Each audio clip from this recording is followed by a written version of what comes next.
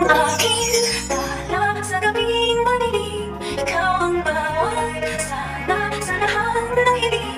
Sagot sa akin. Iritang-irita na nga itong si Irene Benitez nang hindi siya dito sinasagot ni Carlos Benitez. At sa tuwing tumatawag nga itong si Irene ay na-block na pala siya dito ni Carlos. At dito nga, nakinausap agad ni Irene itong kanyang kaibigan na humanda daw itong si Carlos dahil sisingilin na nga daw niya itong kanyang lover husband. At lalo na ngayon, na iniiwasan siya at binablock nga dito ni Carlos Benitez. At dito naman na tila nag-aalala itong kanyang kaibigan. At ang gustong mangyari ngayon ni Irene na gusto niyang umuwi ng Pinas upang makaharap na nga agad itong si Carlos. Samantala, nakakuha naman ng balita itong si Irene na may bago na nga kinakasama itong si Carlos ngayon. At dito nga na gumawa ng paraan ito nang sa ganon ay makuha niya itong number ni Lynette at matawagan.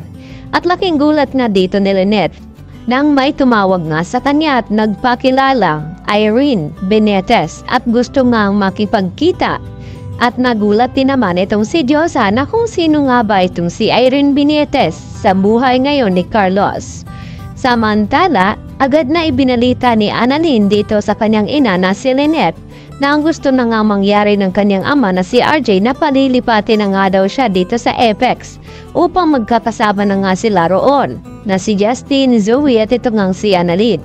At hindi na rin naman tumutol itong si Lynette sa mga gustong mangyari dito ni Annalyn dahil may karapatan naman siya dito sa Apex na manatili dahil siya din ay anak ni RJ.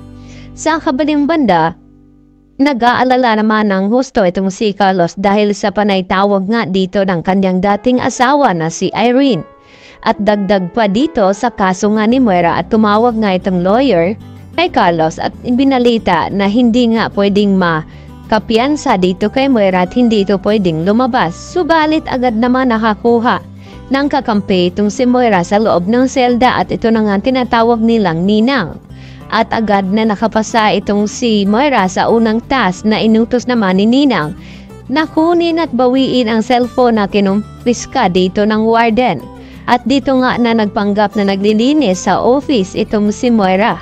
At nakuha niya itong mga cellphone at agad na ibinigay dito kay Ninang. At ngayon nagtanong itong si Ninang kay Moira na kung ano daw ang ipapagawa nito.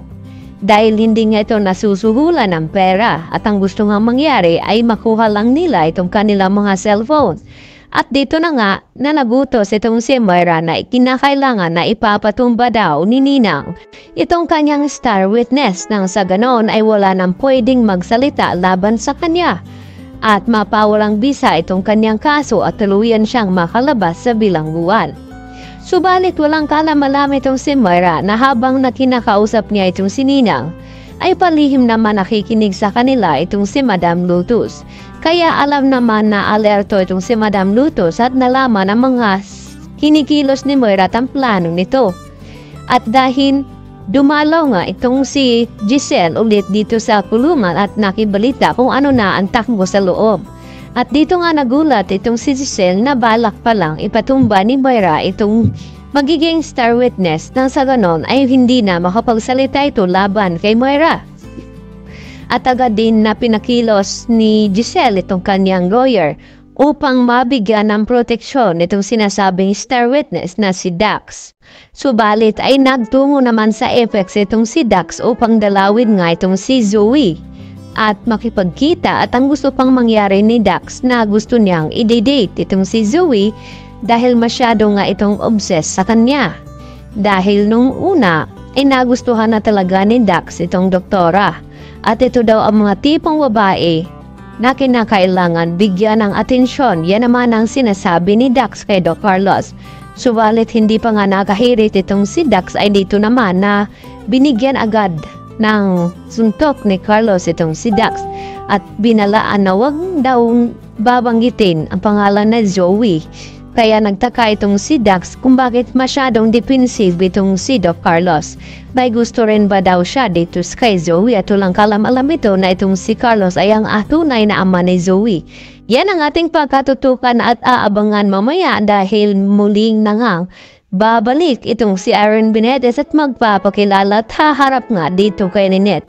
Yan lang po at marami pong salamat muli sa inyong pananatiling panonood.